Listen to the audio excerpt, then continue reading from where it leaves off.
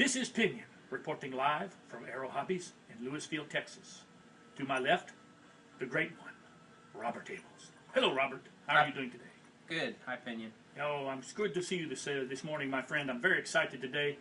You're a pilot for miniature aircraft, are you not? Yes, I am. Yes, and we have here in front of us a miniature aircraft product, the Furion 6. Yes, electric. We like to call that baby the Furious Furion. Absolutely. Yes. So you're going to help me open up my new kit? Yes, I will. And we'll look at all the packages that are in the box. Then we'll kind of do a little editing, and then we'll lay all the pieces out so everybody can see what's in the box. So I'm pretty excited. Let's go ahead and start opening this bad boy up. Yes. Furious Furion. Oh, yes. And look, this is a... now, on many other kits, they would call this a crying towel. But on miniature aircraft, we like to call it an assembly towel. Yes. So that looks very nice. There's the boom. Looks like we got some boom and some boom supports. Yes, looks like everything's packaged very well. Yes. Got your manual? Yes. Do you know how to read? Yes, I know how to read English. Okay. This baby's made in America, right? Absolutely. Yes, made in the good old U.S. of A. And if not, it has nice pictures. Yes. Yes, it's like putting a gas grill together or something. I think I can do that. Pretty much. Not much different. No, the instructions look very good, my friend. The manual looks very nice. Wow, look at these. Frames. Carbon fiber frames. Yes. Very some thick. other They bits look and very thick, pieces. too. Yes, they are thick. Yes. Very sturdy. Have all the PIM nuts inserted already. Oh, that's good, because Pinion has a hard time putting those things in since he does not have opposable thumbs. Yes. Yes. Okay, next up, let's see. Looks like we've got main shaft. Yes, Pinion The one-way likes hub. the parts. Motor mount.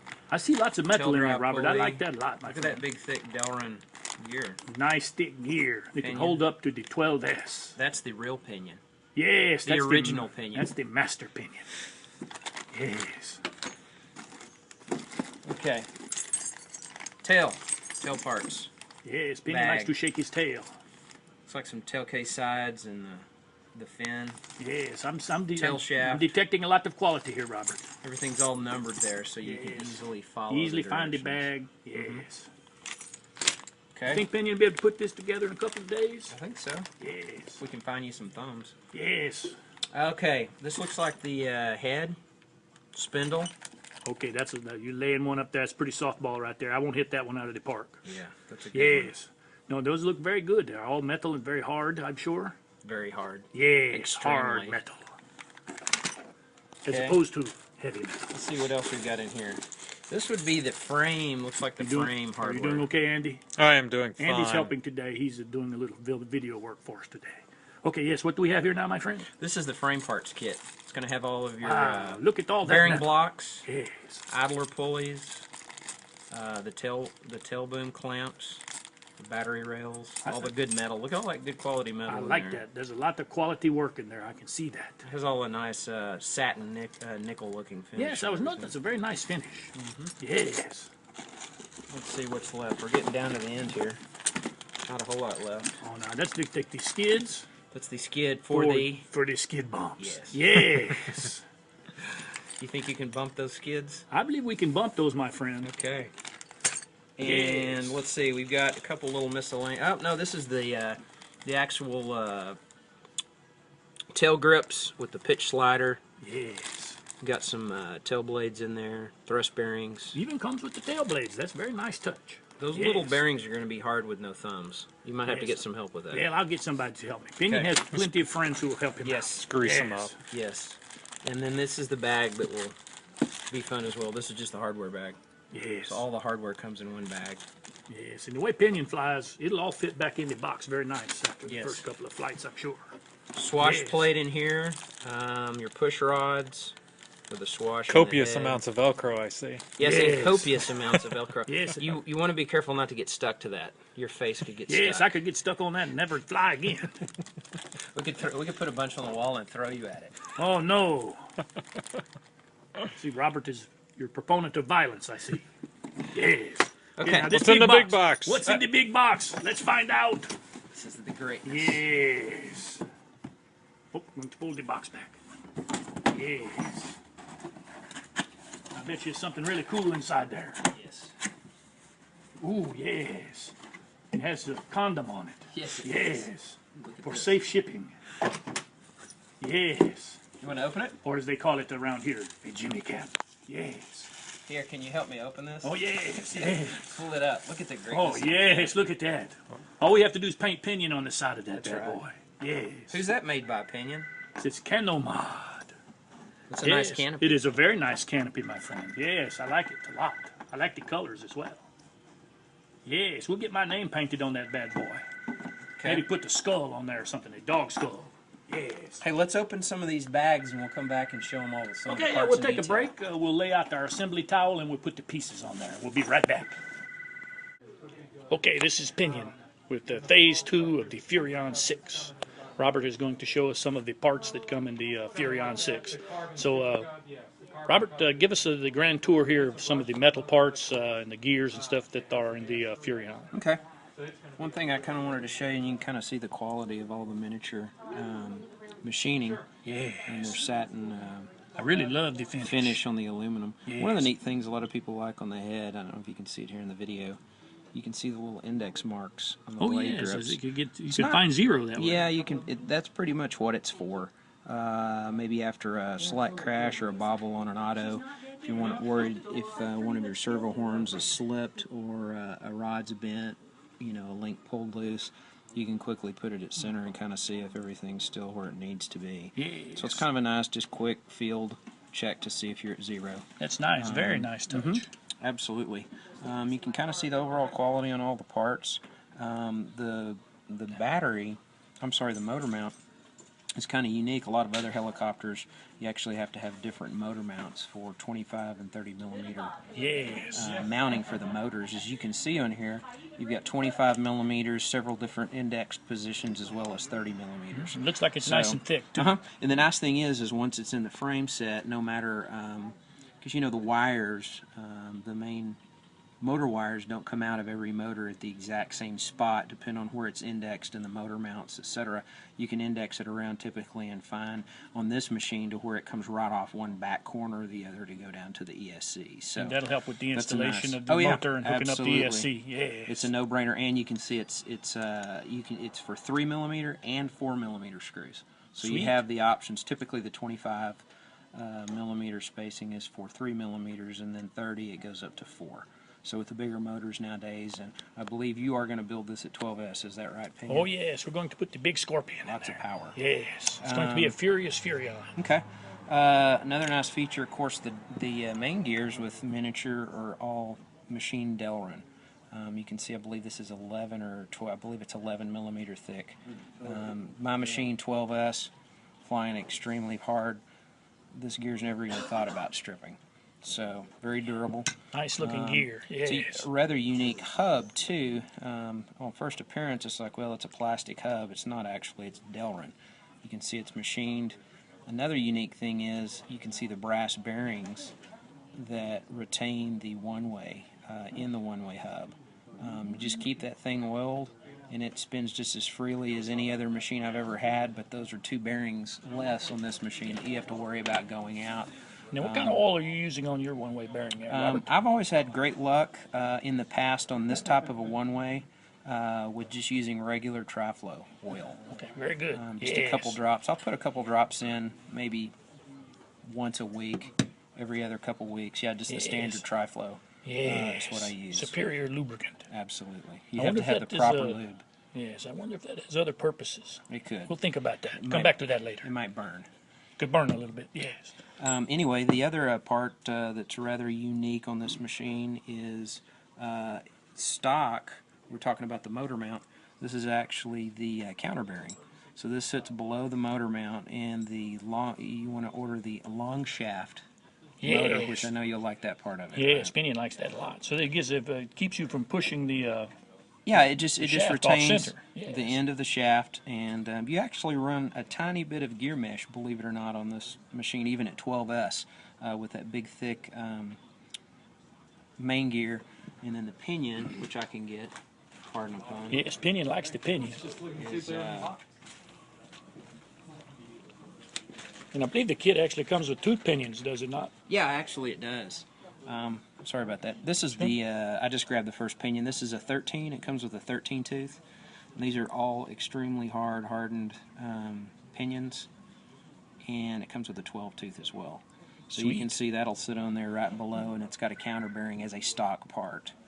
They even go to the extent that the belt rides right under here, and you can see that they rounded the edges so that the belt running close to this doesn't have any sharp edges. So yeah, there's a lot of attention to detail that was put into the kit as well. And then up front, similar to, of course, all the belted machines have the idler pulleys, and you can see they're machined dual bearings. They actually bolt onto a frame brace, which makes it very solid. We actually use a little longer shouldered bolt on these and put a lock nut on the bottom, and they'll never go anywhere. Yes, it looks like it's very, very durable. You can see the kit comes with all of the bearings, and all of the bearing blocks, and then the tail cases are already pressed in, including the PIM nuts. We'll show the carbon here in a little bit, but you can see the PIM nuts, for example, on the tail case for the idler pulley, already pressed in, so you don't have to do that. That's a nice touch.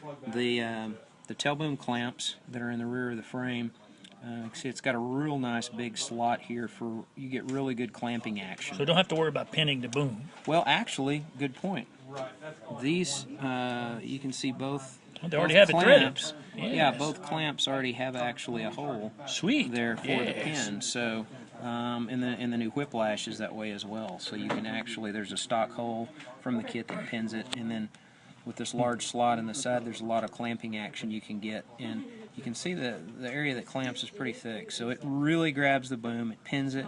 I don't think it would ever come out anyway when you tighten this guy up. So very nice. Yes. Well, we'll get to the battery tray in a little bit. These are the battery tray rails that are on the frame. The batteries are unique on this, being either whether you run at 10 or 12S, and the fact that there's a carbon plate that you permanently leave your batteries on, or you can, and then they just drop onto the front of the frame with the these knurled thumb screws.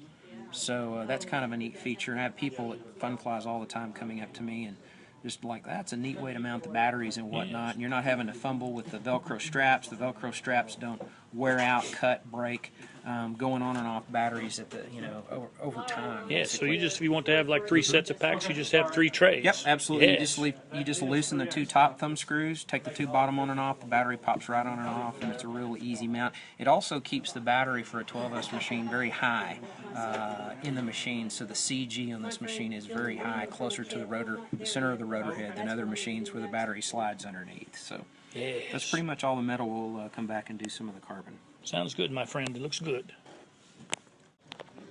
Okay, this is Pinion coming back with Robert Abels. We're going to take a look at the carbon parts that are in the Furion 6, but first we forgot a couple of the metal parts, and Robert wanted to kind of point those out. Yeah, I just wanted to show you guys the swash plate.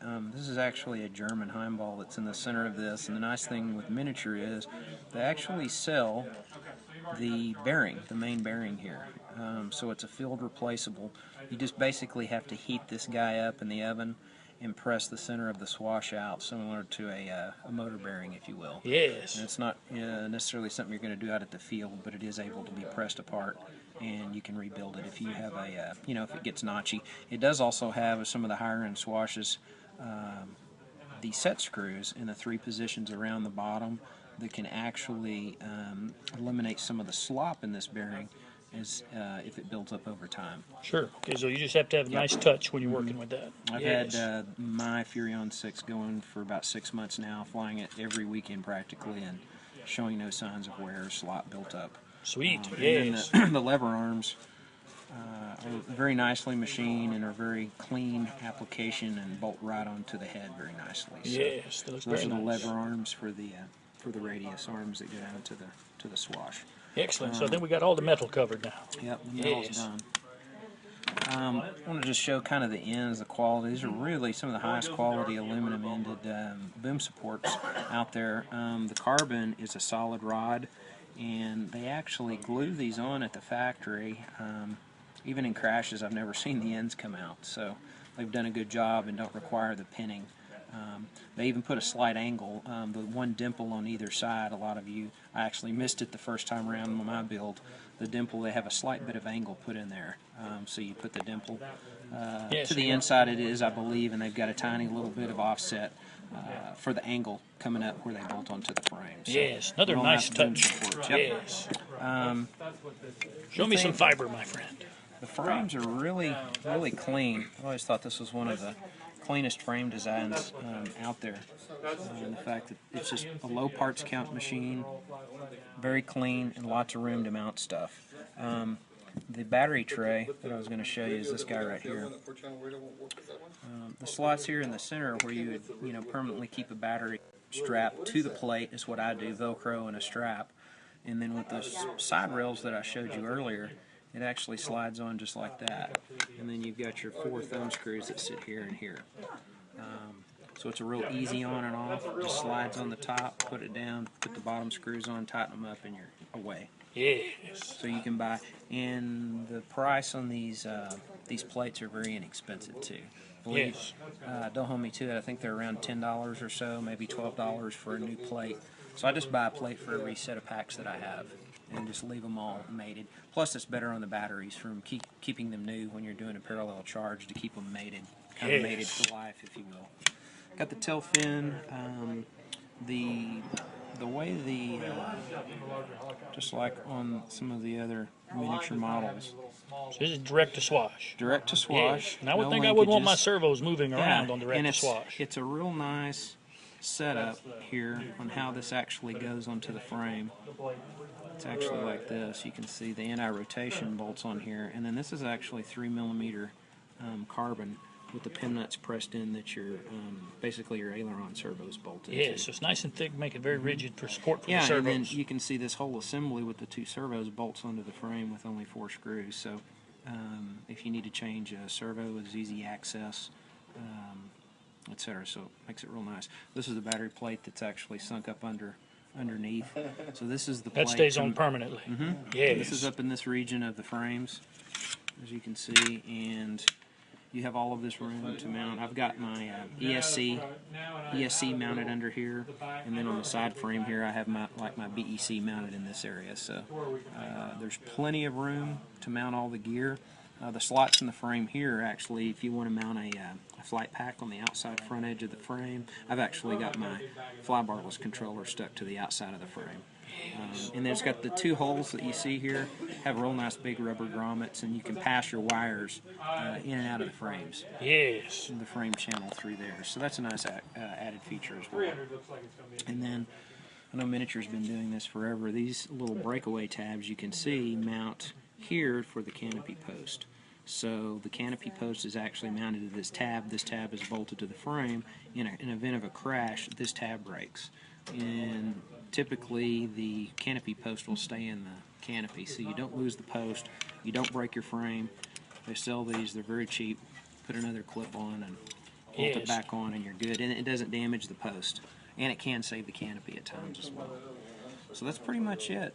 Yes, like quality Pretty carbon. straightforward. Lots of nice pieces. Not very many clean. pieces. Yes. Yeah, and all the stuff out of the kit is, as you can see, it's just very high quality. The cut. Now, did you have to sand on your frames very much, or that's what I was going to say. It's very smooth. I mean, we just opened these, and they're smooth enough. I mean, you could build it without it. I'm just very cautious with that. But really, on the way this layout is, because all of the electronics are on the inside, and then you have these grommeted holes to pass the wires through, you could very easily not sand the frames. But yes. I did, just to be safe. You never know where you're going to have to run a little wire in or out. Yes. Or around. So.